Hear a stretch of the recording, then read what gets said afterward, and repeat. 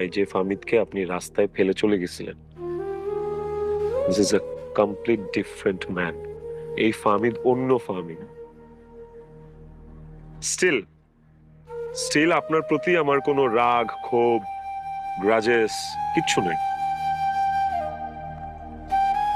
মাফ করে দিচ্ছি। বাট একটা কথা কি জানেন, আপনি চলে যাওয়ার পর আমি আর কাউকে ভালোবাসতে পারিনি।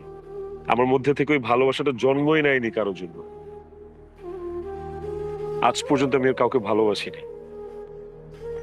আমি জানি না আমি আর জীবনে কোনদিন কাউকে ভালোবাসতে পারবো কিনা। সুন্দর লাগতেছে। Take care.